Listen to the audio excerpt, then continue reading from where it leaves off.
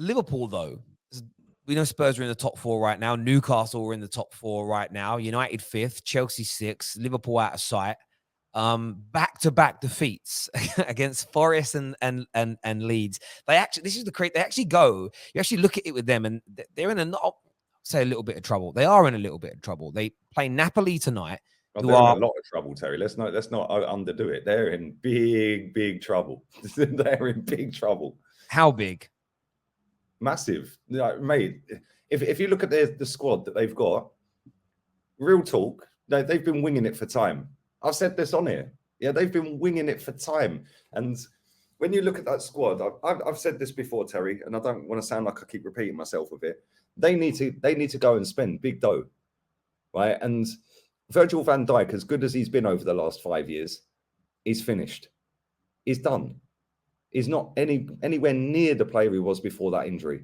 And when you're that age and you've done that much mileage on the pitch, and you get a big injury like that, it's very, very, very difficult to come back from.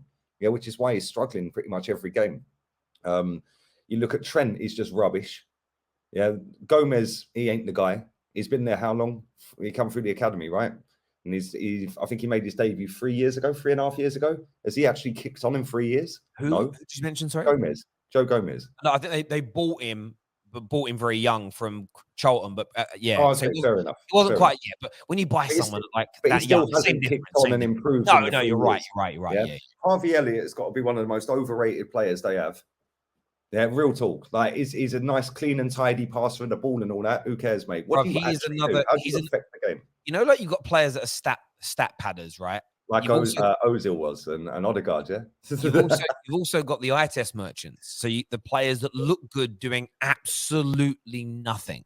They look good doing nothing. But do you know what I mean? So I agree with you on that. They haven't kicked on. These youngsters haven't gone on to the level. They were talking last year at the beginning of the season. I know he's had injuries, but Curtis Jones, they were talking about him. The videos are out there. Go and check. As the new Steven Gerrard. And for me, he's not the new Steven Gerrard. He's the new Jay Spearing. He's Jay. I was going to say Jay Spearing. He's Jay Spearing. That is the level of Curtis Jones. The difference is between Jay Spearing and Curtis Jones is Jay Spearing came into a team not as good as this Liverpool side. And the reason I say that is this: Man United had quite a number of academy players that came through during the times of our peak sides and played well and contributed to seasons. Darren Gibson, as an example. Yeah. Chris Eagles, as an example. They came on and scored goals. They helped us win games against certain teams. They even had some really good moments individually themselves, especially Darren Gibson. We even had people like John O'Shea, who was a good little squad player. As soon as he left and went to Sunderland, you saw his real level. And that is what Curtis Jones is. Curtis Jones is so overrated. It's unbelievable. Just because he looks techie, but he doesn't do anything. He really doesn't. He got those 4 assists in a Champions League game, and that was it. He's going to be Gerrard. He's going to go to the next level. Him, Harvey Elliott, Gomez, Trent, all of them are massively overrated.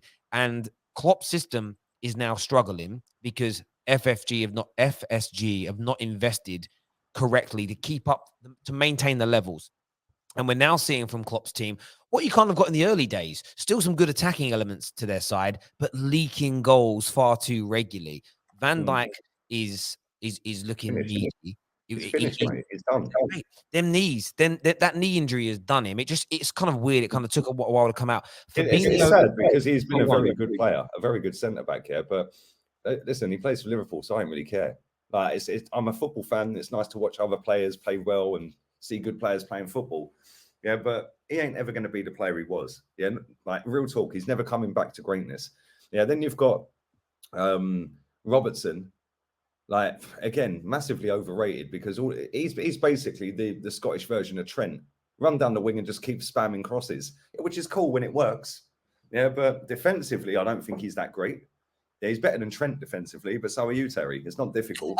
So when you look at that back line, right, the goalkeeper's quality, I think he's a good goalkeeper, right? But then you've got an injured or finished Van Dijk. Matip's always in and out the team with injury. So is Konate, who's not been there that long and seems to be injured pretty much every game. Right, then you go into left back and right back, we just spoke about. Then you go midfield. Harvey Elliott ain't the guy. Yeah. Fabinho, I mean, real talk. I thought Granit Xhaka had a real slow turning circle. Yeah, like this guy, it takes him an hour to turn. He's so wooden, it is unbelievable. It's Yeah, then almost you've got Oxlade-Chamberlain, Keita, James Milner. I mean, none of these are getting in any top 6 team, Terry. Real talk, Mate, none of them. and the fall off though, like some of them I get. Like Fabinho is an interesting one because a year ago, nobody would have laughed at you if you said best DM in the league, one of the best in Europe. The fall off has been huge, and part of this is on Klopp, but I don't mean it detrimentally because he plays. They train and they play with such an intensity that you are going to burn out quicker. And it's one of the things that I said about. I got into this debate a little while ago. Pep does it, and Pep can maintain it because Man City will continue to invest and invest and invest and invest so they can replenish and refresh the squad. Squads are now bigger and deeper than they were 10 years ago, 15 years ago. So the reason why Wenger's best teams and Jose's best teams and Fergie's best teams didn't get, by the way, some of those teams did get to like low 90, mid 90 points. High 80s as well. But the reason they didn't go to the higher echelons of the high 90s and the Centurions is they didn't have the squads to do it. Plus, they didn't burn themselves out. There were times where it was like, okay, look, it's 7 points clear at the top. We're going to fall to rest the team this weekend. We've got a big Champions League game. So you drop some points. That's how football was back then. Pep does it, and Pep doesn't. I'm not even dissing Pep. Pep does it, but can get away with it because his club will invest. Jurgen Klopp has burnt these players out with his style, but that isn't a problem because Klopp's job isn't to prolong the life of these players; it's to get Liverpool to win, right? So it doesn't matter if Fabinho at 29, 30 is past his best because he's run himself into the ground. It's down to FSG to turn around and go, right, so we're going to go out now and buy you the next Fabinho. But that's also down to the manager to be knocking on their door and saying, I want this. Is he doing that? Because all I hear, Terry, and sorry to cut you off, mate. All I hear in interviews after games is make excuse about the grass, the colour of the sky, the rain. Yeah, they didn't water the pitch. They didn't do this. Oh, this. We've done this. I watched a video that you put out. I think it was a couple of days ago, where you said, that Liverpool basically, Klopp's basically just like, protecting the ownership, right? And I was going to write a comment in there and I thought, no, I'll save it. Yeah, I'll save it for the show. You said Klopp's protecting the ownership. He shouldn't be doing that. He should be outing them. He should be exposing them. Not in them exact words, but that was what you were trying to get at, yeah? Right? And you said that he should be demanding more money from the board, etc., etc. So I wanted to ask you, which I was going to write, what's the difference between that with Klopp at Liverpool and Arsene Wenger at Arsenal when he was doing the same, protecting the ownership and protecting the board, whilst lying to the fans and blaming everything else? Because this is exactly what Klopp is doing. He's blaming everything else because the club have not given him the money and he's happy to not get the money, if that makes sense. He's happy just to go out and face the media and, I'm not going to stick it on them because they're still paying me a fortune. Yeah, and if we can maybe get away with one player in January, then it's cool. But I'll lie and I'll make up excuses. We heard Wenger do that for 10 years, Terry. What's the difference between him and Klopp? So the difference I would say is this: I think that Wenger had more power at Arsenal than Jurgen Klopp has at Liverpool.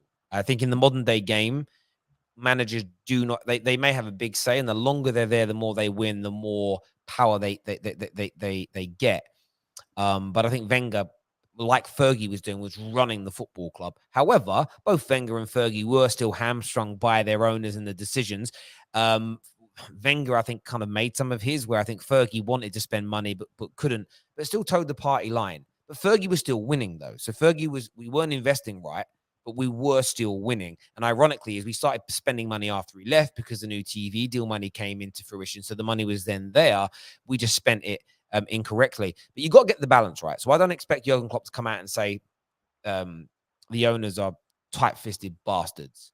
Equally, like between him and Liverpool spinning this BS to the media that we're going to go, we didn't get Tchouaméni, but we go for Jude Bellingham next year, and we only go for our number one targets. And there's an element of that approach that I respect. You shouldn't be going for the player that's 12th on your list.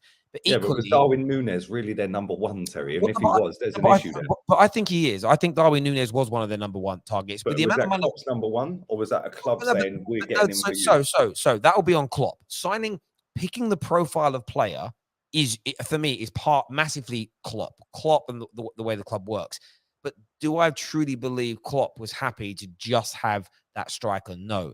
Is there a bit of arrogance of we'll get Jude Bellingham next year? Yeah, there is a bit of arrogance there, and I know people want to blame Klopp for that, but at the same time, what Man City would do is this: they go, right, well, we need a midfielder now, though. I know that Jude Bellingham's not available till next year. Let's bring someone in. Now you can argue they did with Rafa Melu, but that was far too late. But again, a Too player deep in that the Klopp window. didn't even want, and even said he's one of the worst players I've ever seen in training.